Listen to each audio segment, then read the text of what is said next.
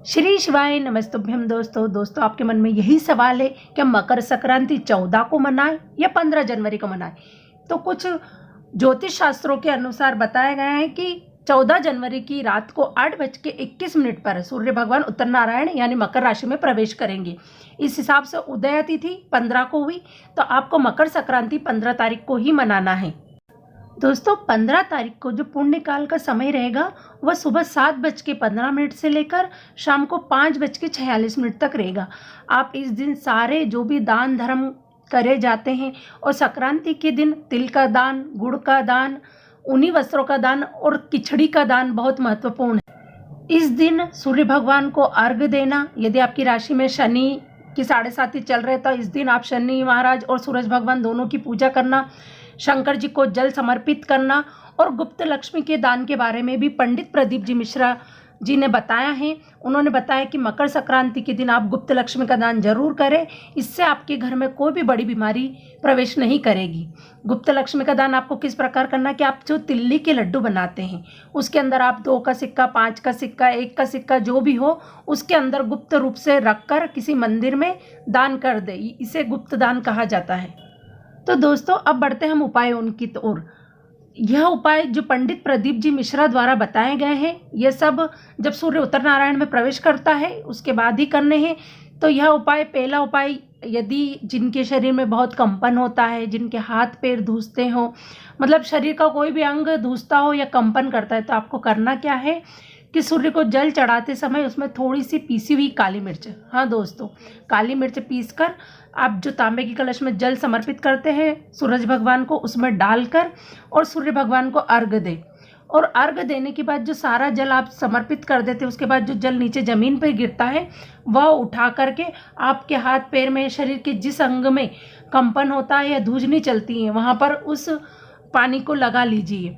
और यदि आपके डॉक्टर ने कहा कि आपको बाईपास सर्जरी करनी पड़ेगी या फिर आपकी शरीर की नस कोई सी भी चौक हो गई हो तो आपको उस स्थान पर भी इस जल को लगाना है। दोस्तों मकर संक्रांति के दिन सूरज भगवान की पूजा का महत्व है, शंकर भगवान की पूजा का महत्व है और इस दिन दान का भी महत्व है। खिचड़ी, गुड़, तिल्ली के दान का महत्व है। लेकिन इसके साथ साथ गुरुजी ने बताया कि 14 चीज़ों का जो दान करते हैं तो 14 चीज़ें आप प्लास्टिक की या 14 चीज़ें इस प्रकार देने की बजाय आप 14 बार नामों का दूसरे लोगों से बोले, जैसे राम राम आप दूसरे लोगों से करें या जय श्री कृष्णा करें 14 लोगों से, या फिर 14 लोगों से श्री शिवाय नमस्तुभ्यम बोलें। इस बार इस तरह से आप जब नाम को 14 लोगों में बोलेंगे और तो 14 बार भगवान के नाम के स्मरण का बहुत ही पुण्य फल मिलता है। दोस्तों बढ़ते हैं अगले उपाय की ओर।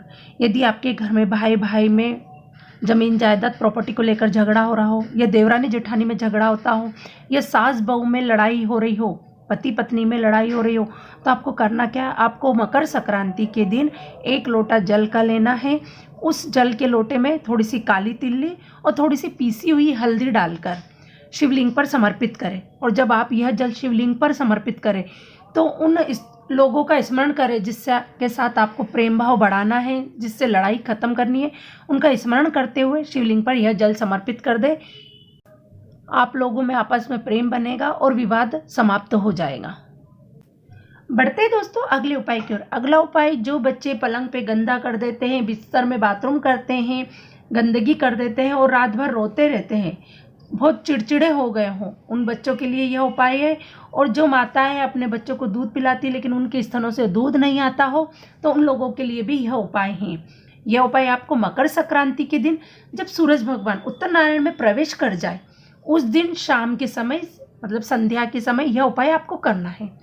दोस्तों आपको करना क्या है, आपको थोड़ा सा गुड़ लेना है, उस गुड़ को थोड़ा सा पानी डाल के गीला कर ले और शंकर भगवान की शिवलिंग पर उस गुड़ से लेपन कर दे।